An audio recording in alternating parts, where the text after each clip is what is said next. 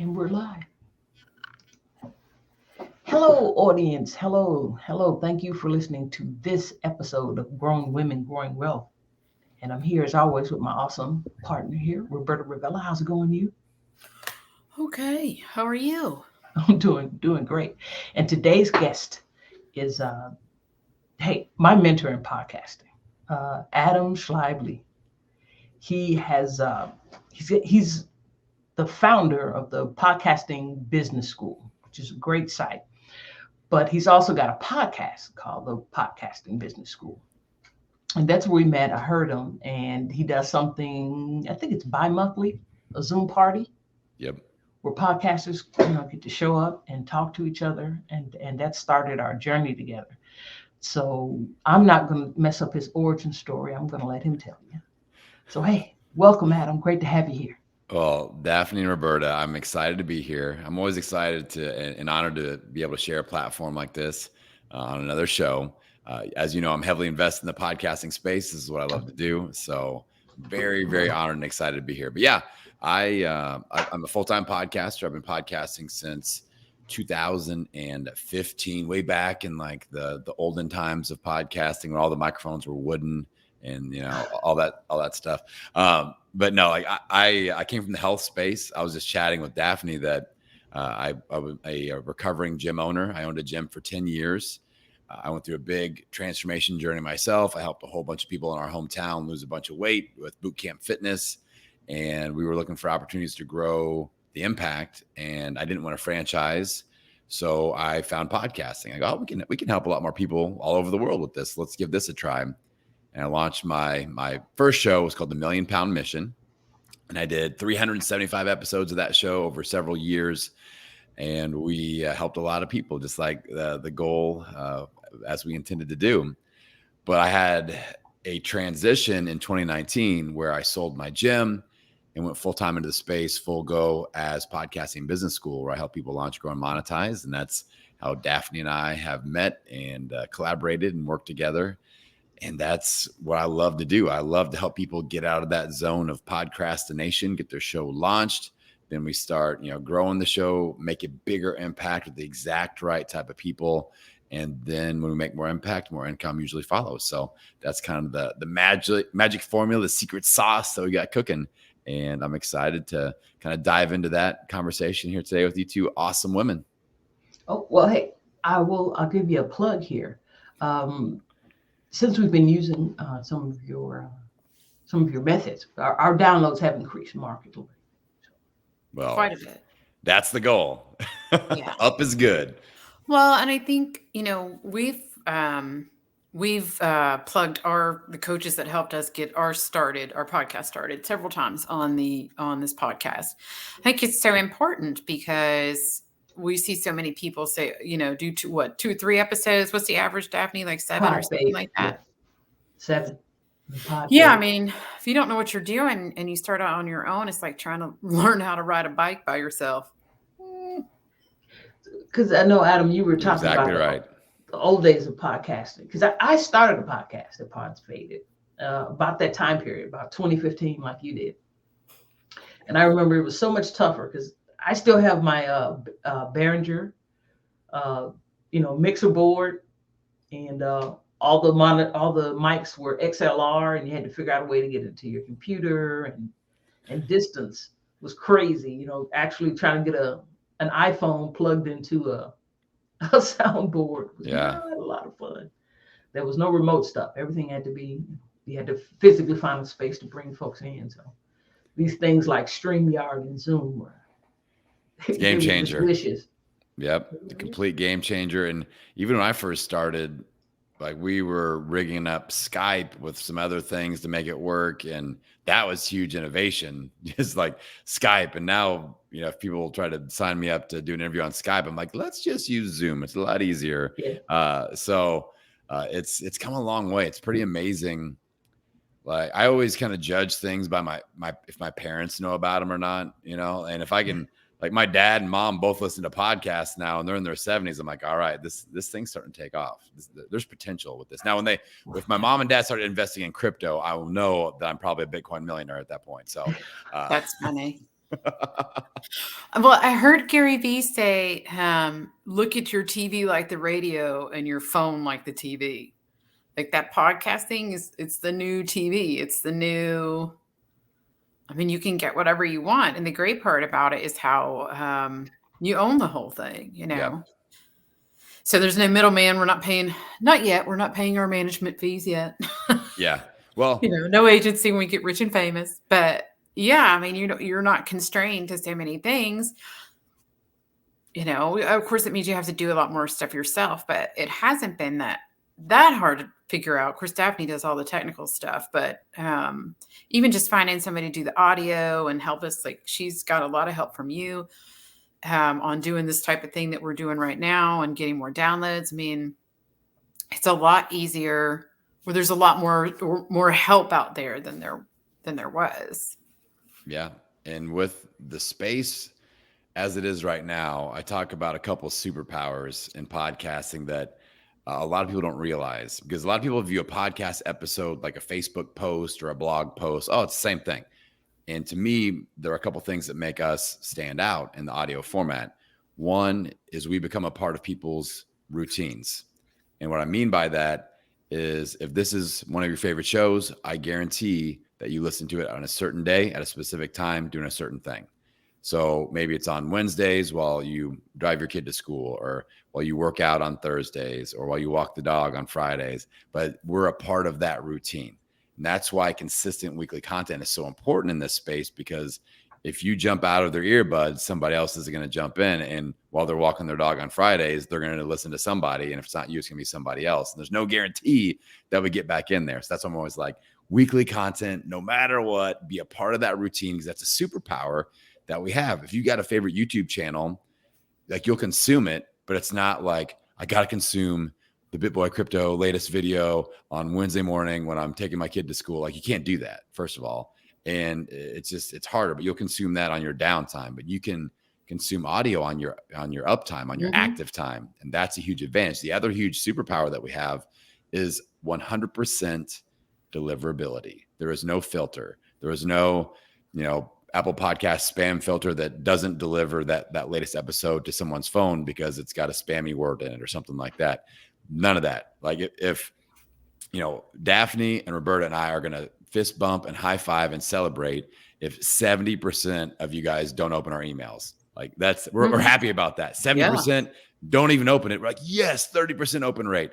But with podcasting, 100% of the episodes, if they are subscribed to your show, they show up on that phone, and there's usually a notification that drops down to let them know that it just arrived. And that is powerful. So those are two huge advantages from a business perspective, especially from a marketing and a relationship building with your ideal listener, AKA ideal customer. These are huge advantages. I never thought about that before. The deliverability. That is a big deal. Big deal. And the second one is building authority, because you're there regularly. Yeah. Because that was a theme throughout the conference Roberta and I just attended, building authority. And previously when that was discussed, it was talking about having a book. Remember, it was write a book, even physically get it published to present yourself as an authority. And could you talk about how your podcast helps you build authority in your area? Yeah. I mean, you look at people that are authors. Well, how about what if you wrote a book and if someone read it every single week? That's what podcasting is. And it's less expensive. Like Roberta said, it's less, it's just getting in and having some decent audio and being consistent and having a good message that is dialed into your ideal listeners and their pain points. And if you do that, the expert positioning happens. Now, let's talk about expert positioning specifically, because podcasters sometimes fall into a trap where they have coaching and consulting services, but they only do interview style episodes. The expert positioning there is for your guest. You are seen as you're positioning yourself as the person that interviews experts, not the expert. So that's when we have to do some solo episodes or some teaching episodes or some I love doing coaching episodes with Podcasting Business School every Friday. These two amazing women have done this with me before. I do podcast audit interviews, and I bring people out of the listenership, people that are into my brand, into my social media, into my audio, bring them on the show, and we audit their podcast. I get to think on my feet as a coach, position myself as an expert, position myself as a coach every single Friday. And the way that works is your audience is listening in. And now you're automatically top of mind as a coach, as an expert, as a thought leader. And when they're ready to invest in that, you're the person that they go to. And it makes you stand out. There are 1 million podcast coaches. All right. Some good, some bad, some in the middle. And I'm positioning myself for people that listen to my show because of the content. Every week, they're getting a little dose of that. And when they're ready to invest, a lot of them invest in me. And that's the power that you can do with expert positioning, with your brand, and with your podcast.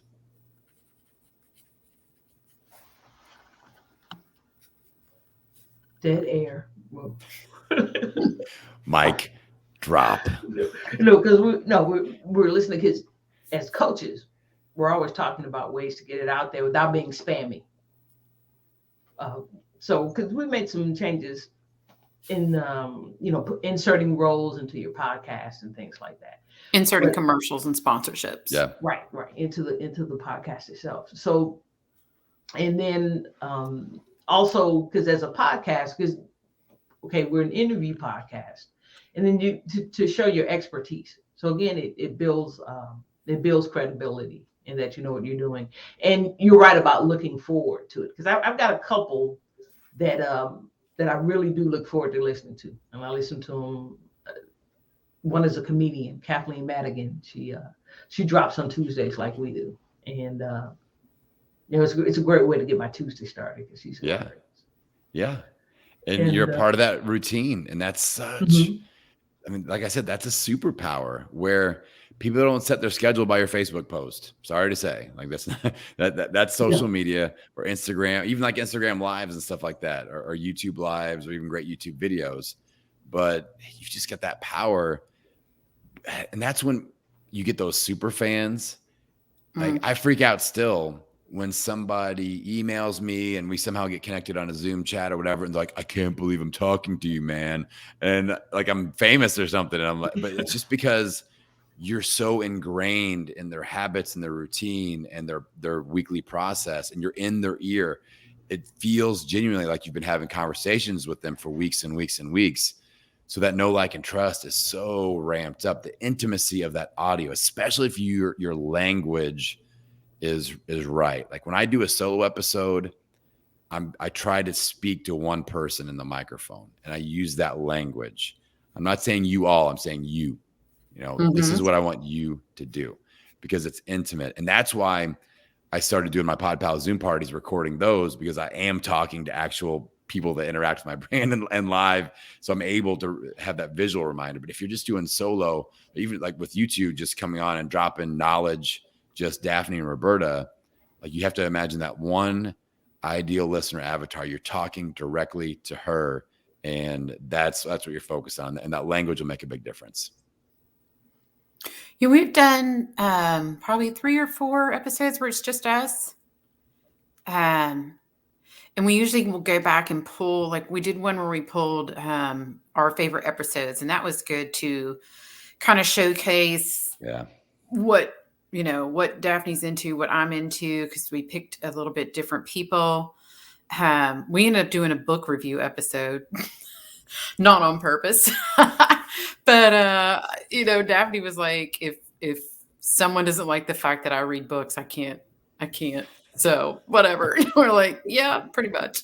Which turned out to be one of our highest downloads. Yeah, it did. It surprised me. So it did. They always do. You never know. Like my podcast audit episodes are my highest downloaded shows. I could have somebody rich and famous on my show, and it'll do half the amount of downloads. And that, to me, that tells me that when I pull people out of the audience, I'm having a conversation based off of my ideal listeners' ideal questions, and people resonate with that, and they're like, yo, I'm showing up for this. Like this is what I need. I love hearing rich and famous and fancy people give knowledge, but this is relatable. This is like my next step sort of information.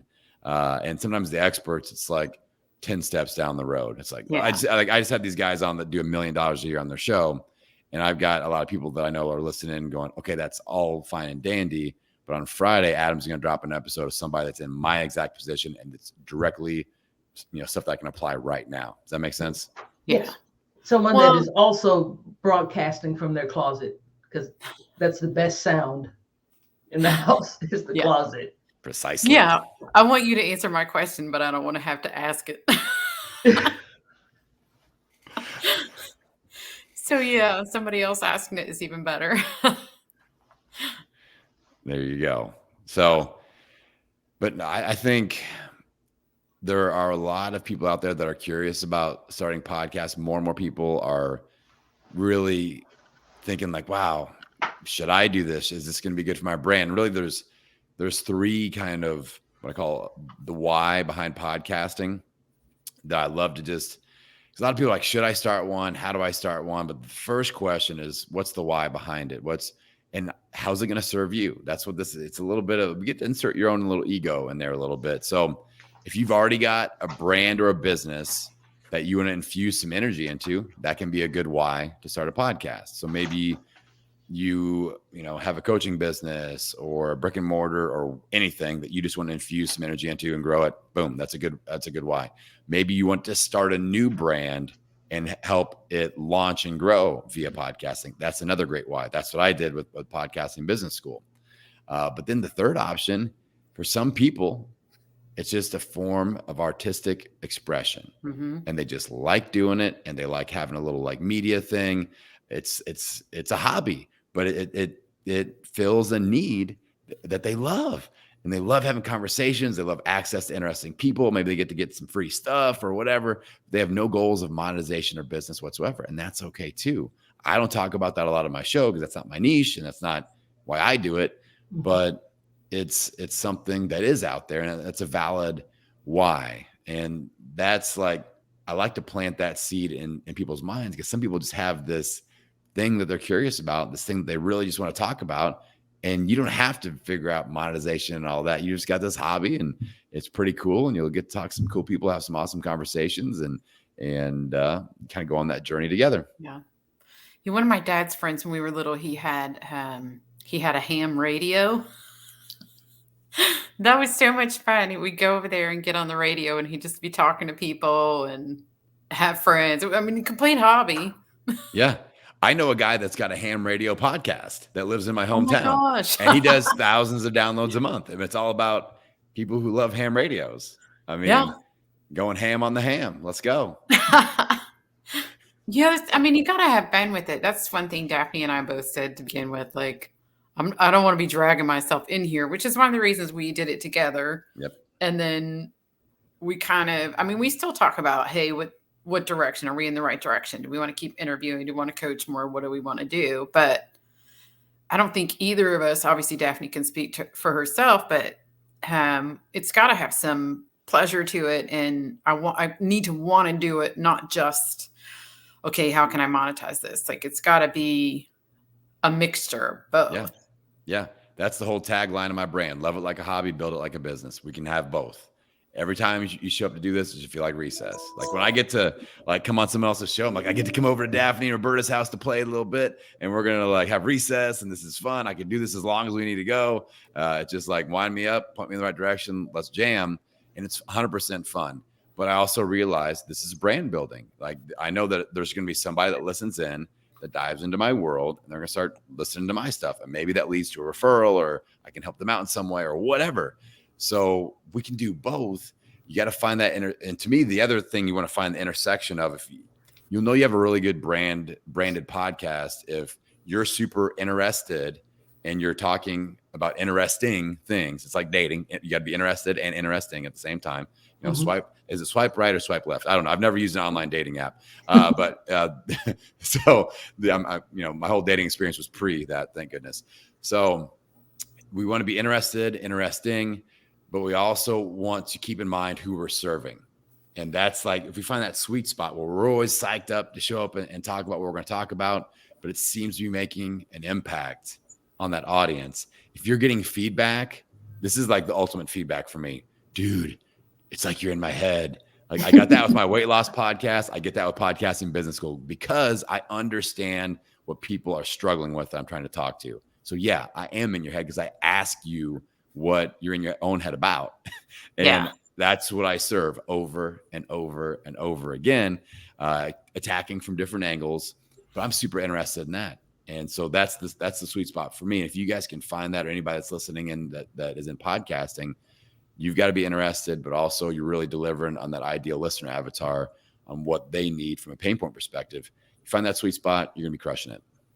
With your podcast, because okay, I found you in a solo podcast. Did you start off as a part of a group, as part of a team, or was your first forays solo? Yeah, so I was solo as a mofo. So so Million Pound Mission was solo. The only thing I've got one health show now where I've got two co-hosts. So that's the only time I've had a co-host, but they're two of my best friends, and we have quite the good time with the Low Carb Hustle podcast. And it's honestly that one, we do sponsorships and things like that, but the main objective for that show for me is I get to jam out for a couple hours a month with two of my best buddies that don't live in my hometown. And that really serves me. And we create a lot of funny, like Instagram clips and reels. And, it's a nice thing. And we help people. We do weight loss tips and stuff like that. We talk business, but it's just understanding that why. And it's always, if the why is bigger than all the combined force of all the why nots, you'll keep going. Whether it's a show, whether it's weight loss, whether it's a business goal, whatever, New Year's resolution, that's the formula. So for me, each show serves a little different purpose. Podcast Launch Tips, it's a smaller niche show, but I'm monetizing at a super high level because I have higher ticket services that are associated with launching shows. With Podcasting Business School, I get a lot of volume. That's what I build my memberships out of because I've got a lot of people listening in. They already have shows. They're looking to level up. And Download Growth Club is a great solution for that. So they all serve different purposes, but I'm interested across the board. And then it's all about impacting the audience at a way that they keep showing up for. Okay. So it's what's that word we're looking for? Synergy. So the the various shows feed into each other. Yeah. Right. So you're not just totally out the box. So you started off single and then you picked up with your buddies. Yep.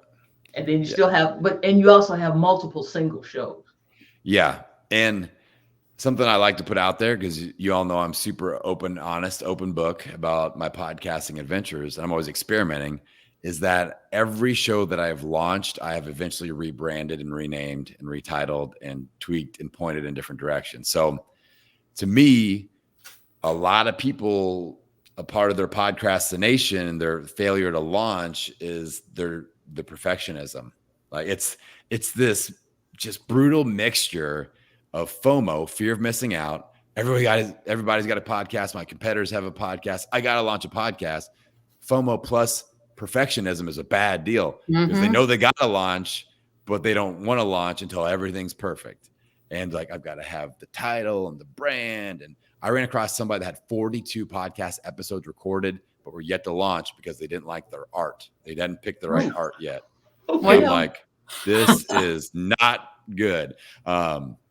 So for me, it's ready, fire, aim. Not ready, aim, fire. Ready, fire, aim. Get it out. Get it out. Start interacting with these people. Rebranding a podcast is easy. It's not starting over. You don't have to get everybody to resubscribe or anything like that. It's just little 5% pivots until you're pointing it in the exact right direction for the exact right audience. You tweak the colors a little bit. You tweak the words in the title, the episodes. You're in constant communication with your audience the entire time. And, that's the way we learn. So, like you were saying with the dating app, right? You're dating it. You're not married to it. Exactly. You can ghost them if you want. You brought up constant communication with your audience. Is this from comments that are being left at what's that? Apple Podcast, or you got your website? How are you maintaining communication with them?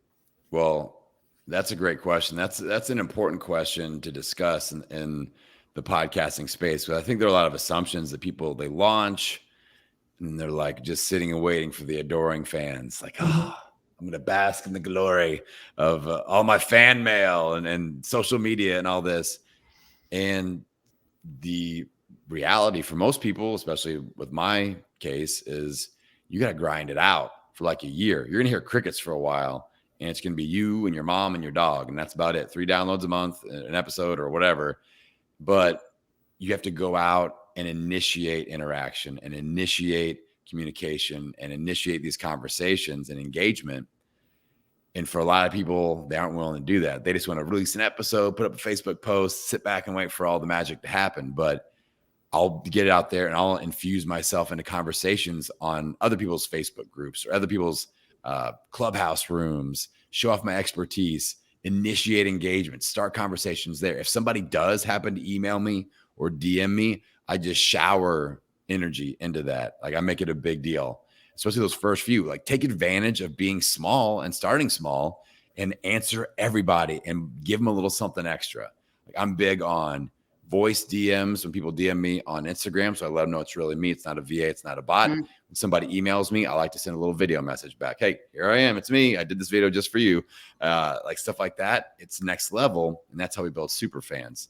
You know, I do my bi-weekly Pod Pal Zoom party. I like to invite people out of the listenership. Let's get eyeball to eyeball. Let's get you off of the bench onto the field, into the game.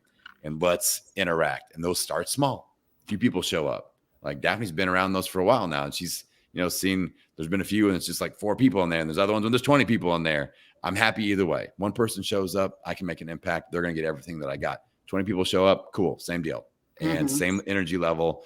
I'm not going to have that like ego stroke thing where it's like, oh, there's only one person here. I'm depressed about that or whatever. Like it doesn't mean anything. Maybe it's just something was going on that day or the email went to spam or whatever. So initiating and infusing your energy into the engagement, not sitting back and waiting for it to happen. Like I talked to somebody today that she's a client of mine. I was just on her show. She's been on my show. And we were trying to figure out where we first met. And she goes, you know where it was? Podfest. I saw you speak at Podfest and you were this wild man up on the stage and you were running around the audience and you stayed after and talked to everybody for an hour. Like you get opportunities like that, make the most of it. You get to speak on a stage. Don't be that person that walks off and doesn't interact with everybody. Like you go down, you make mental notes, like everybody that's in the audience and you chase them down out in the hallway and say thank you and take a picture with them and, just be sticky and be very personable. And, opportunities like that are huge. Or every time I'm on somebody else's show, I just beg people, reach out to me. Hit me up on Instagram. If you've got a question, DM me. I will always DM you back. Let me prove it to you.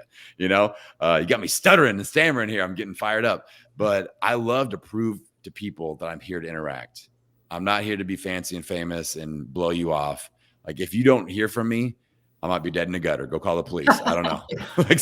Don't wish that on yourself, Adam. Put out the search party. Somebody knock on wood somewhere. Something happened. Or it goes to like the super secret Facebook spam folder that no one knows how to, get to or something like that. But those are the 2 options. Otherwise, I'm gonna get back at you for sure.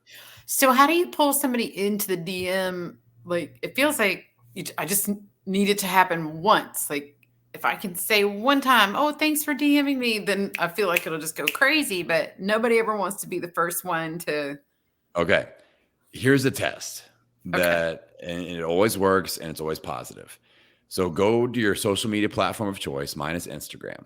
And everybody that's listening in can do this and you will get results. Go to the last 10 people that followed you. All right. I don't care if it was 1985 when they followed you. The last 10 people, the most recent 10 people that followed you. So if I'm on IG, I'll go in there, find the last 10 people. I will go and I will voice message them all and thank them for following me. Oh, that's a good idea. And you will get feedback and a conversation is initiated. And it's never negative. It's never weird.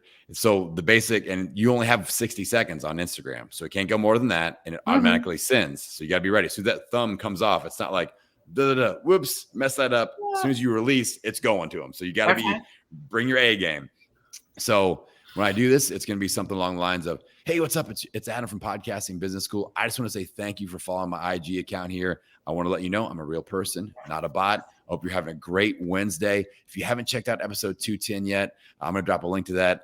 Looking at your profile, it seems like you're interested in podcast growth and monetization. I think you'll enjoy this one. I appreciate you. If you have any questions about podcasting, do not hesitate to tag me in. I love to communicate. I'm here to talk. Boom. So I'll mention their name. I'll mention what day it is. I'm like proving that I'm not a bot, and then I'll try to connect it Proof of to life. I'll try to connect it to a podcast episode. So I have a reason to pull them deeper into my world in case they didn't find me via the podcast. Now they can dive in. I'm in their earbuds every week. If you do that for 10 people, like I said, you only have a minute. This is going to take 10 minutes or less. Yeah. And you're going to start getting these people going, wow, I've been listening to your show, or I just found you. I heard about you through, and you start the conversation. And now we're jamming. And all of a sudden, these are the people that are showing up for Instagram Lives. These are the people that are commenting on your post because you interacted with them and you initiated it when these other podcasts that they listen to are still sitting back and waiting for them to make that first step.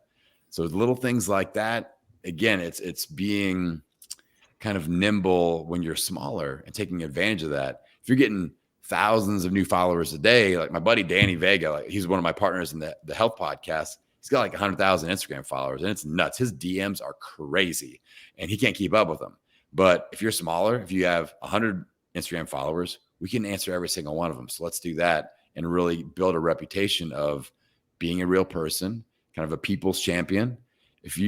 I love that phrase, shout out to The Rock, Dwayne Johnson, the people's champion. Like that phrase resonates with me because I'm a regular guy on a journey that a lot of people are on, and I'm in the trenches and I'm on that journey with everybody and I'm leading the charge, but I was never the fancy fitness, Speedo model guy. I'm not the John Lee Dumas, EO Fire, making $10 million a month, getting 2 billion downloads a year guy. I'm the real guy that's going to tell you the real deal, the real numbers on my journey, how it's going down now. And that allows me to connect at a different level where people are like, that guy's relatable. Like I hear that a lot, like if that guy can do it, I can do what he's doing. So that is something. Sometimes people have that comparison syndrome. I'm not Pat Flynn. I'm not John Lee Dumas. I'm not Lewis Howes, but I'm Adam Shively. And I can be this people's champion version of that. And I can still have a massive impact, even if I don't have a massive brand. Does that make sense? Yes. That was like, you just dropped somebody a couple $1,000s. Right. No, I just wrote the script while you were talking. I'm like, hold on, because if I don't do this now. Because you're an authentic you. Well, because everybody, and I actually just canceled my LinkedIn bots. I won't pass judgment on the bots. Do what you got to do. ManyChat can do some great work for you. But people are so onto it now. It's like I get like stupid messages just to see if I'm going to answer real me or not. So I love that. Just a quick, do the little voice record. Hey, it's Roberta. It's November 10th. Yeah. You joined last week because these people all joined last week. Thanks for check out the videos, blah, blah. Yeah. Thank them for following your account. And just let them know you're a real person. I love to interact. If you have questions about X, Y, and Z, I'm here to interact. And that's going to start a conversation. And the way to stand out in this day and age of bots and automation is do the unscalable, communicate in an unscalable way. And even though That's heresy, Adam. Oh my God. So I do this. The funny thing is I do this process and I still have people go, "What, dude, this is amazing. What program are you using?" Like they still think it's a bot. They still think it's a bot, even though I say their name, what day of the week it is, and it's just me talking. They just think I have some AI voice app thing that's plug and play, and they don't get it. I'm like, you should probably unfollow me if you think that this was a bot. I mean, let's jump into $10,000, $1,000, $10 an hour work, right? There's certain things that are just straight $10 an hour work, and you should automate them. Daphne and I kind of fight with that with the podcast production and the things we're doing and what we should let someone else do, right? That message is massive price point work. So 1,000, 10,000, whatever you want to call it. I don't know what your subscription amount is, whatever. But if I tag you and say, thanks, you're mine, that's $1,000 an hour work. Don't outsource it. Yep. Yeah. It's high impact, high value, and like you're building this thing one brick at a time. And me, I'm 5.5, 6 years down the road. I've been doing this for that long. And not only with people in the audience, but other podcasters that I collaborate with no expectations. Mhm. Same deal. Like I'm getting ready Well, to throw down some big business deals that would not have been possible year one, but I've been building those relationships for 5 years. yeah. And now it's big time stuff that I never thought I'd be able to achieve. But if you So want to talk about, again, those bricks, trust bricks, relationship bricks, that is $1,000 an hour work. That's yep. $10,000 an hour work. When somebody says, I've known Adam for 5 years, you need to give him your money if you want to do that. Yeah, that's the kind of work that we should be doing, right? Yep. And then all the other stuff that's keeping you from doing that, do you need to do it? Can someone else do it? Yep. Most people would. I mean, I look at half the stuff I do in a day. Sometimes I'm like, I don't need to be doing any of this. It's time to throw it off my plate, right? Like we've all been there. Like, why am I doing that again? Why am I on blah blah blah? Like, well, you got to look at some of the time consumers. I won't call them time wasters because everybody's a little bit different in podcasting. Obviously, we got to record content. You got to be there to do that. Can't outsource that. But then there's the editing and production. That's something that potentially could be outsourced. The social media, email. I like to answer my own emails, but there are certain one like the email organization. Like if there's just like communication stuff that could be outsourced. And then like social audio is a whole other rabbit hole that people are spending 12 hours a week on Clubhouse now, but they're on the like underwater basket weaving channel, and they should be on the Grown Women Growing Wealth channel, marketing or whatever. So there are a lot of things that you can spend your time on. You have to know what's most impactful and the goal you're driving towards. Like the goal isn't just to put out content, it's to make an impact, but set like tangible goals. Like I love setting download number goals for my community members, my clients. And we're getting the right people. It's not downloads just to get downloads. It's not like I need you to 1,000 downloads an episode just to say that you did it.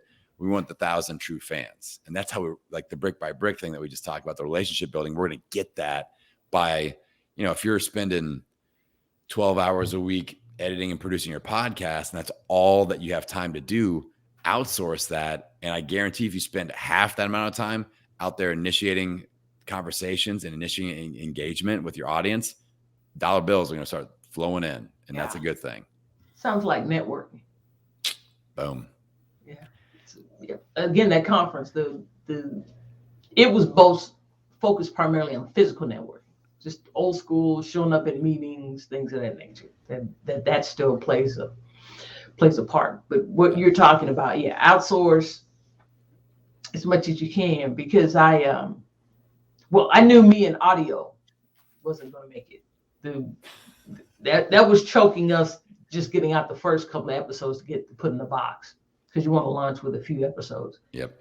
And so I just made the phone call and I was like, Roberta, this ain't working. We're going to have to bring somebody in to do this. Well, and she's lucky that I'm so bad at all that stuff. I was like, girl, let me go grab the checkbook. Because we're going to throw some money at that. Yeah. So, and we're doing some video stuff now, and with the video, we have seen a pickup in the downloads. Whether it be Instagram or what have you. Yeah, and you experiment, and then you tweak, and you analyze it. It's not just. I talk about kind of crossing a bridge from trying to executing. Two different things. Trying leads to a lot of frustration because you're just putting an effort in a random direction. Executing means you have a plan. And there's some sort of accountability and there's some sort of analysis going on. So like, that's why I created my podcast growth scorecard, free tool, shameless plug. And that's what I use to lay out my marketing plan for my show. And I can see the stats and where I'm scoring points and what correlates to podcast growth, ideal growth. So that's execution of a marketing plan, not just, well, this month we're going to put up twice as many videos. Let's see what happens. So that's where we need to be, because it's really easy. I see a lot of podcasters that get very frustrated. They're doing all the things, but they aren't doing them in an organized way to where even if something does work, they aren't sure which of the things worked. And that's even worse. So then you got to keep doing everything. You can take that straight back to health and fitness, right? Yeah.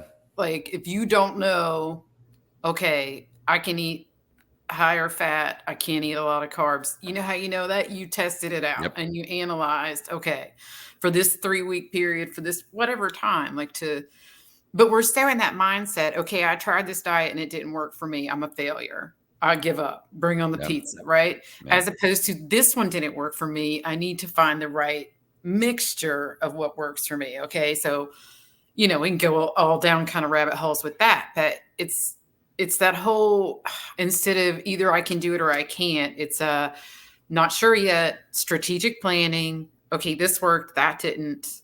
Yeah, and if you're not targeted, not measuring, you're never going to know, what didn't work. Yep. No analysis, no accountability. You're going to end up wasting a lot of time. So that's, again, love it like a hobby, build it like a business. That's my mantra. It's like you can have a lot of fun, but you got to have that business mindset. Even if it's a side hustle, even if it is a hobby, if you can put some structure and processes behind your podcasting journey, you're going to be a lot less frustrated. Jocko Willink says, "Discipline equals freedom." That's my. I've been working on my Jocko impersonation.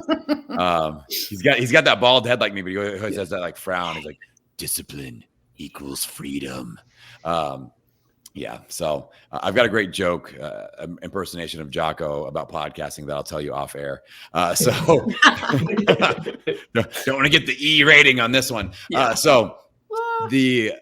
But that's true. It's habits, right? You got to have structure. Yep. I'm not a fan of the word discipline, so I just renamed it habits. It's the same shit, right? What you do in a synchronized order, what you're able to repeat over and over. Right. Systems, as Dr. Fraser says. You were talking about Clubhouse, and I wanted to get this in before we run out of time. How did you figure out because your Clubhouse game is structured. And when I got into Clubhouse, I had to step away from Clubhouse because I was spending a lot of time in Marvel rooms discussing the Scarlet Witch. And yep. And that was becoming problematic because it's great to talk to somebody in Scotland about vision and his ethos. That's definitely a hobby. Well, right. You're not going to make any money from that. But okay, going on to, because I've been following, as I said, when I show where you are, because you see it in things like Instagram followers and so forth and so on, and the relationships are a little different because people start looking for you. So how did you start to get that, or did you walk in already with the discipline in your head? Yeah. Well, first things first, since you're the Scarlet Witch expert. WandaVision is the only Marvel Universe thing that I have never watched. Is it worth the watch? Is it important to watch? I've turned the tables. No, unless you are a Marvel head, and that's from the comic books. Okay. And then it'll make more sense to you, because if you're watching it flat, you're like, what? From the previews, I was like, yeah, well, I'm not sure what's going on here. Where's Thanos? That's all I want to know. Okay, so back to Clubhouse. So with social media, anytime there's a new avenue, I've learned the lesson that I'm going to be a little patient with it, because I can jump in and waste time with the best of them. I'm great at it. I can really waste some time. So I didn't get into Clubhouse until after it had been out for over a year. I'm feeling the FOMO. I'm feeling the pressure. All my podcast buddies are like, you're missing out. You got to be on this platform, And honestly, I don't think I needed to wait a year. I only work 4 days a week. I'm a full-time podcaster, but I'm also a full-time dad. I coach 5th grade basketball. I'm present with my family. I read bedtime stories at night. That's really important to me. So I only have so much on my plate. I don't add more to my plate. I take something off and I put something on. Mm-hmm. So that's what took me a year with Clubhouse. I probably could have got away with 90 days of let everybody else figure it out for about 90 days. Let's see what's working, what's not. I confer, I consult the Oracle, and we figure out the right starting place for me. So that happened about a year into it. And I started getting connected with 2 people in the podcasting space that I really, really think a lot of, and I know that they don't waste their time, and I pick their brain. So it's Coach Melanie Benson and Allison Melody, two people that have been on my show before, people that I've paid money to help me out with different things in my podcasting game. So I started doing rooms with them in their rooms, and I just started to kind of pay attention. And the next level was, all right, I'm going to buy. I was introduced to this lady named Deb that wrote a book. It's like the Idiot's Guide to Clubhouse. And I got that and I read that. And I'm like, okay, I kind of see where this is at. I see the potential. And then I started figuring out, okay, how do I pull people from this into my podcast? Because that's where I really want them. That's the tip of the spear for me. How do I bridge that gap? So I started to figure out, being a guest in other people's rooms, I have to be able to name drop a little bit with my episodes and just kind of sneak that in there in a respectful way, where maybe we're talking about, I'm in a marketing room and I'm on stage and I'm like the podcaster expert guy in the group.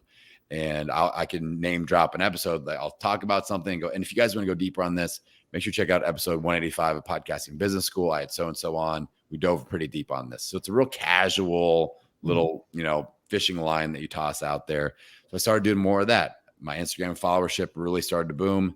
The podcast listenership, I started having people go, yo, I found you on Clubhouse, and they're showing up into my world. So I'm like, all right.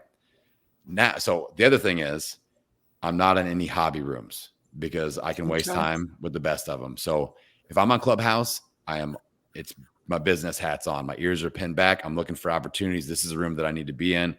This is where my ideal listeners are hanging out. I'm not there to connect with friends at all. Like I'm friends with all these people, but like I'm not there just for friendship. I'm there to look for collaboration opportunities, to teach, to kind of teach to my ideal potential listeners and pull them into my world. Very specific purpose. And I got it down to where I was in other people's rooms for about 3 or 4 hours a week, maybe at most, kind of spread throughout the week. And it really started to take off. Then I started doing my own club, my own room. But I had gathered followers from being in all these other people's rooms. So I had, 300 or 400 followers. But then I figured out that you need to have other moderators to keep pulling audience members in. So I set this goal of having at least 5,000 combined followers between all of the moderators. So I just keep on pulling moderators in until we were over 5K total represented on stage. And that seemed where we can get a consistent 20, 40, 60 people listening in every single time we go on, if we follow that recipe. And of course, we're like pinging people and all that. But the real, that was the process of let other people figure it out, pick their brain on where to start, have them kind of help me get started with their rooms, pick up some followers, test, retest, start my own stuff, invite my people into my rooms. Now there's all sorts of collaborations going on. And I'm really looking at large clubs like large active Facebook groups used to be for me. Like I used to love to play in other people's Facebook groups that are already big and well established. And that was really effective way for me to pull people into my world.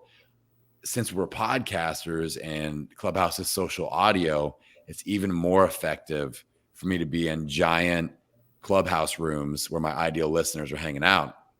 So I speak on Thursdays in the Hey Girl, You Can room. We do a podcast matchmaking thing. And I'm like, it's 37,000 women. They're all interested in being a podcast guest or guesting or having a guest on their show. And I'm like the expert podcast guy.